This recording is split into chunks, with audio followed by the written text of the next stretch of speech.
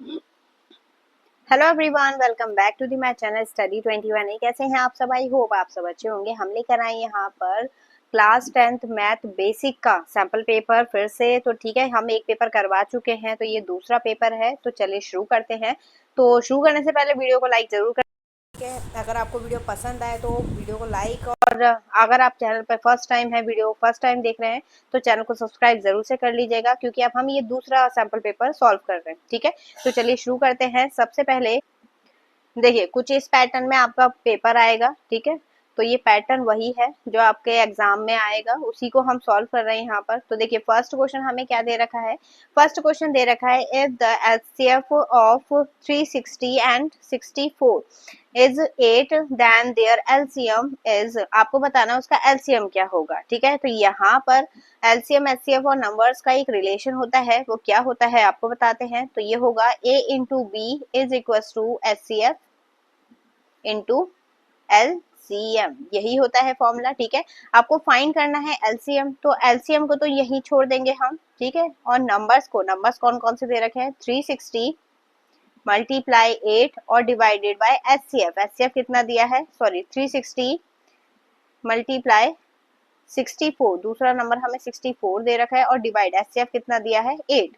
Cut करेंगे, 8 8 जा 64। ठीक है, अब ये जो बचा है इसकी मल्टीप्लाई करेंगे तो 0, 8 6 जा 48 कैरी 4, 8 3 जा 24, ये हो गया 2880। ठीक है, तो यहाँ पर हमारा आंसर क्या आ रहा है इसमें हमारा, तो ये हो जाएगा आंसर इसमें ऑप्शन बी हमारा करेक्ट हो जाएगा। ठीक है, तो आई होप आपको समझ में आया होगा। फिर बढ़ते हैं इसके नेक्स्ट क्वेश्चन की तरफ। If the prime factorisation of 2220 2520 is 2 की पावर 3 इंटू 3 की power a into b into 7। तो आपको करना क्या ही है, बहुत सिंपल, और इसकी वैल्यू आपको फाइंड करनी है।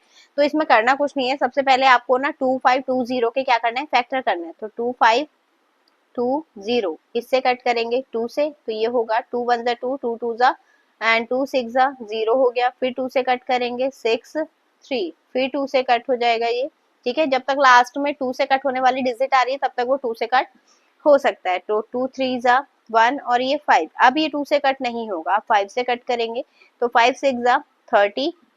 ठीक है, और 5 3 जा, फिर 3 से कट होगा, 3 2 जा और ये 3 7 जा। ठीक है, तो यहाँ पर हमारे फैक्टर हो गए हैं। 2 की पावर कितनी आई है, 2 की पावर है हमारी 3।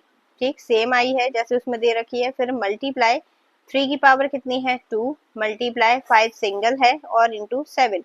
अब आप इस वाले पार्ट को जो है कंपेयर कर सकते हैं इससे। जब आप कंपेयर करेंगे तो 3 की पावर a दे रखा है, इसमें 3 की पावर कितनी है 2, तो a की वैल्यू हमारी कितनी आ गई, 2 आ गई। ठीक है, और b की वैल्यू कितनी दे रखी है इसमें 5, क्योंकि 7 लास्ट में दे रखा है, तो b इज इक्वल टू कितना हो गया ये 5। ठीक, अब इस वाली वैल्यू में हम पुट करेंगे तो ये दिया है हमें a प्लस 2b।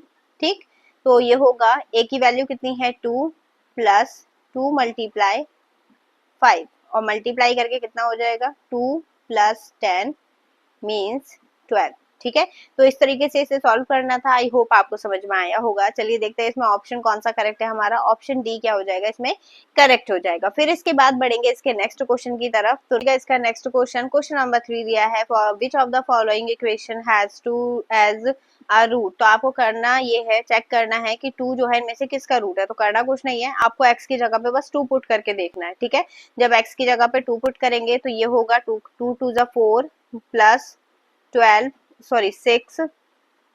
ठीक है, 6 है ये, और माइनस 12। अब देख लीजिए आप, इन दोनों को प्लस करके 10 आएगा, मतलब ये पूरा 0 नहीं दे रहा है हमें। फिर यहाँ पर 4 माइनस 8 प्लस 5, तो यहाँ पर भी हमें 1 बच रहा है इसमें। इसको चेक करेंगे तो 2 2 जा 4 2 जा 8 माइनस 14 और प्लस 6, जब इन दोनों को प्लस करेंगे कितना आएगा 14, और ये 14, यानी 14 माइनस 14 कितना आ गया 0। मतलब ये वाली इक्वेशन जो है हमें ये वैल्यू पुट करने के बाद 0 आंसर दे दे, इसलिए यही आंसर हो जाएगा हमारा। ठीक है, फिर इसके बाद नेक्स्ट क्वेश्चन हम देखेंगे, question number 4, the value of k for which the equation 3x minus Y plus 8। ठीक है, दो इक्वेशन हमें दे रखी हैं, आपको बताना है इसमें रिप्रेजेंट कौन साइड लाइन, और कौन साइड लाइन है, के की वैल्यू हमें बतानी। तो कौन साइड लाइन कौन सी होती है, जो ओवरलैप करती है एक दूसरे के ऊपर। ठीक है, तो यहाँ पर ओवरलैप की कंडीशन क्या होती है, a1 upon a2 is equal to B1 upon B2 और is equal to C1 upon C2। ध्यान रखिएगा अगर वेरिएबल की वैल्यू फाइंड करने के लिए बोल रहा है तो एक कंडीशन जरूर देता है ये सॉल्व करने के लिए, ठीक है। अब यहाँ पर आपको सॉल्व करने के लिए एबीसी की वैल्यू चाहिए, तो A1 क्या होगा, जो फर्स्ट इक्वेशन है वो A1 B1 C1 और ये A2 B2 C2, तो हमें सिर्फ A1 और B1 चाहिए, सॉल्व भी तो करना है, K की वैल्यू तो फाइंड करनी है। तो ये हो जाएगा 3/6 is equal to -1 upon K, ठीक। ये कट हो गया, 2 आ गया, यानी K की वैल्यू कितनी आ गई, -2। तो यहाँ पर हम देख लेते हैं इसका आंसर, क्या -2 मिल रहा है हमें आंसर में, तो बिल्कुल मिल रहा है। तो यहाँ पर ऑप्शन डी क्या हो जाएगा, इसका करेक्ट हो जाएगा, ठीक है। फिर इसके बाद नेक्स्ट क्वेश्चन दिया है, if the equation x² plus 4x plus k is equal to 0 has real and distinct roots, मतलब पॉजिटिव आ रहा है, तो यहाँ पर होगा b² माइनस 4 इसी वाली कंडीशन लगेगी, तो b² माइनस 4ac, तो ये इज इक्वल टू 0, ठीक है। अब यहाँ पर या फिर पॉजिटिव आ रहा है ना, तो यहाँ पर ग्रेटर देन 0 आ रहा है, ठीक है।